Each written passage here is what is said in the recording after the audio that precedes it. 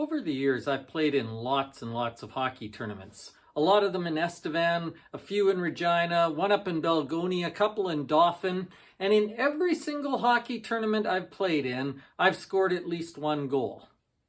In fact, last year, I think I was the leading scorer on our team. In 3 games, I scored 4 goals.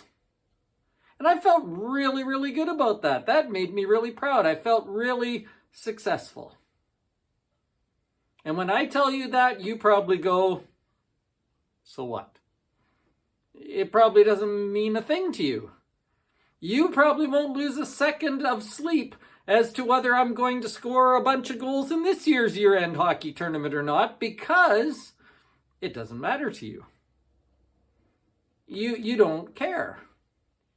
You don't define success by scoring goals in some stupid rec hockey tournament. But I do. My success as a hockey player is tied to doing something decent on the ice, being able to compete.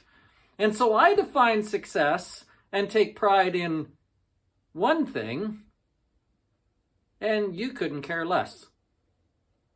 Interestingly, though, you take pride in your successes in other things, and I might look at that and say, well, so what?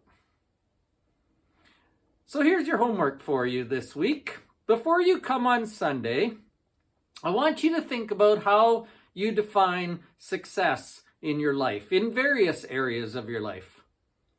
When you get to the end, how will you know whether your life has been successful or not? What will you count? What will you look for? What will you value? Interestingly, Jesus has his own definition of what success looks like. And as we continue to talk about following Jesus more closely, as we have been doing the last few weeks, this week we are going to look at what he says success is all about.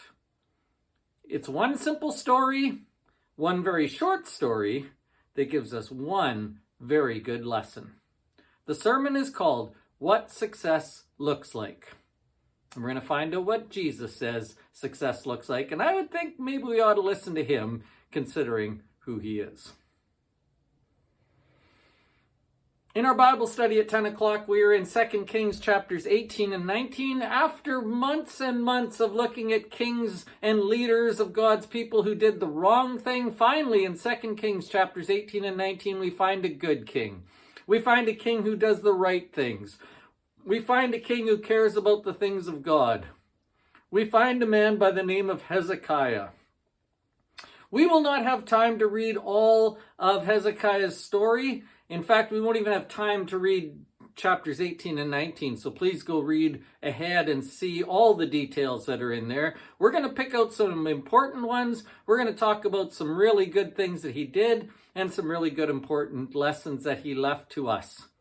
The Bible study is called A Proper Response. 2 Kings chapters 18 and 19. It's a long weekend. I know of a few people who are coming to visit parents and friends. It'll be nice to see some old friends of ours at church on Sunday. I don't know if you're going to be here or not, or if you're going to be away. If you're traveling, be safe. We will be praying for you until you get home. If you're here on Sunday, though, it's going to be a good Sunday. Remember that we have lunch. Bring enough to share with everyone and stay for that and visit. That's always a good time. See you then.